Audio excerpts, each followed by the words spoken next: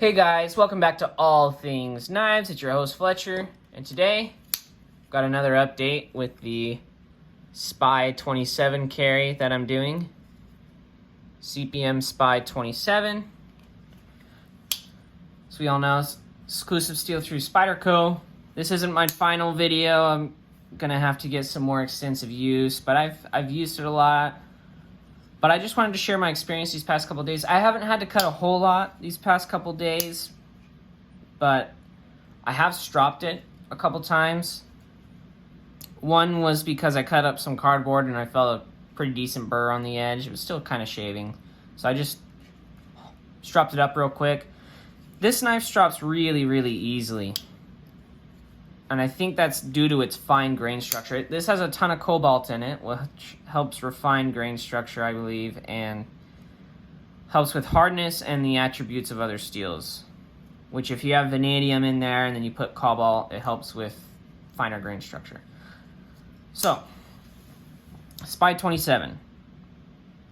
I believe that I saw it quoted somewhere that this will be one of the finest non-nitride steels on the market, and I believe it from the way it's been performing. This is super easy to sharpen up. It strops up really nice. It's still got some bite to it, but it takes a killer fine edge, just super sharp, and it's tough. I was opening up a package the other day, yesterday actually. You'll see what it was in my next video. But I was opening up a package like this, right? And it slipped out and it went on the metal. Sorry, not the metal, on a granite countertop. And so I was like, oh man, I just chipped this so bad. So if you kind of look at the edge there, you can see there aren't any chips, and that's not because I sharpened it or anything like that. Let's see if let's get the other side there. See, that's and I straight up just went onto a stone countertop. So I'm gonna say that this steel is definitely tougher than S30V, because when I've done that with S30V, it's chipped.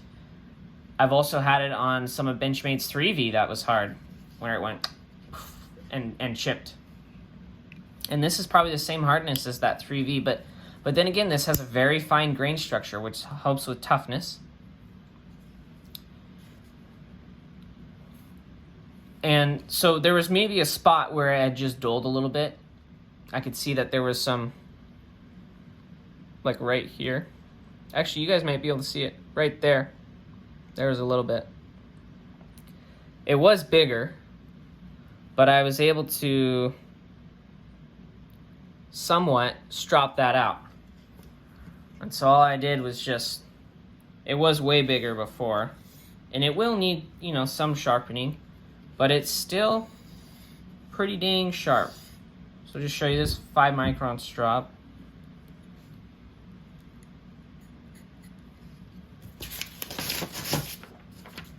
Alright, so let's see, we'll go right where that, no hang-ups. Look at that. None whatsoever. Look how sharp that is. And this is still that third edge I was talking about in the last video. Oh. So yeah. This steel, if you're looking for a steel that maintains easily, is tough, and holds a decent edge, so far it's looking so good for SPY-27. And for those of us that use our knives a lot, having a steel that's easy to maintain, that's really important. If you're using your knives every day, you want a steel that'll hold a good edge, is tough, I would say corrosion resistant to an extent, right? Or if you love tool steels, you know, you can always throw some EDCI on there or just wipe them off. But, I mean, this will be a good all-around work steel from what I'm seeing.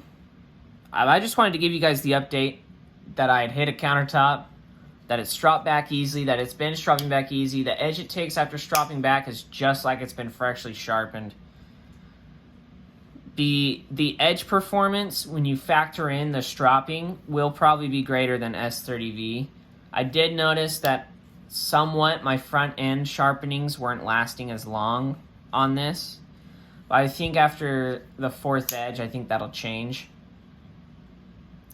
I probably won't do a edge retention test on this super soon. But when I do, I bet it'll be around S30V. I know it'll probably it'll outperform Buck's 420 high carbon.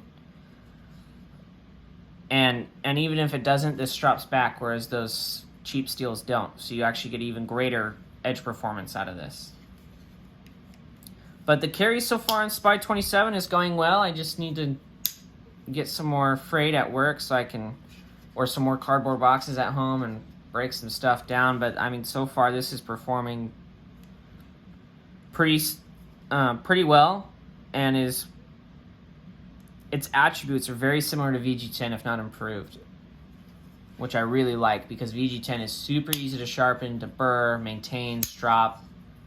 And this is just like it, but you're getting harder Rockwell, which means your fine edge is going to be better, right? And I bet we'll see that when I do my cardboard test, than the VG10, which is normally low fine edge and then super long working edge. But yeah, I have high hopes for this steel in the way that it's performing. All right. So as always, guys, thanks for watching. Please like, comment, share, subscribe if you're not subscribed. And please comment down below any of your experience with SPY-27, whether you liked it or not, or what's some things you noticed while carrying it. Thanks for watching, guys. Stay sharp.